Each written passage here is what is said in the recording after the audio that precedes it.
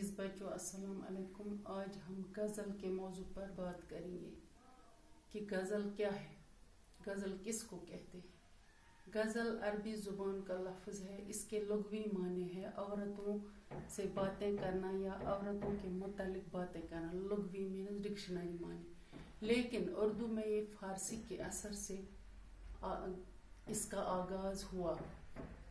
تغیر زمانہ کے ساتھ ساتھ غزل بھی اپنے رنگ بدلتی رہی، یعنی اس کے موضوعات بدلتے رہے اور غزل کا دامن وسیع سے وسیع تر ہوتا گیا.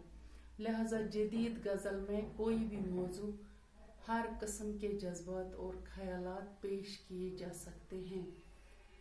غزل اردو کی 4 اہم اصناف سخن میں سے ایک ہے: قصیدہ، مرثیہ، مثنوی اور غزل.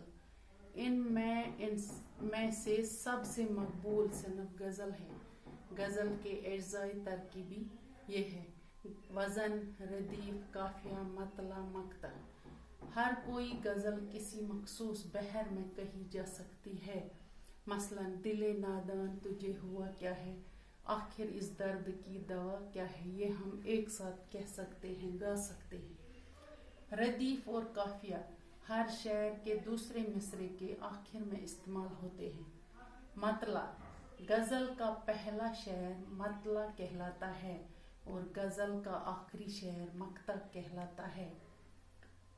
یہ اجزاء دوسرے اصناف سخن میں بھی ہوتے ہیں، لیکن غزل اور ان اصناف سخن کے درمیان فرق یہ ہے کہ غزل کا ہر شعر اپنی جگہ پر مکمل ہوتا ہے اور ہر شعر کا معنی جدا گانا ہوتا ہے. اگر کوئی غزل ایک ہی موضوع پر کہی جائے تو اسے غزل مسلسل کہتے ہیں. باقی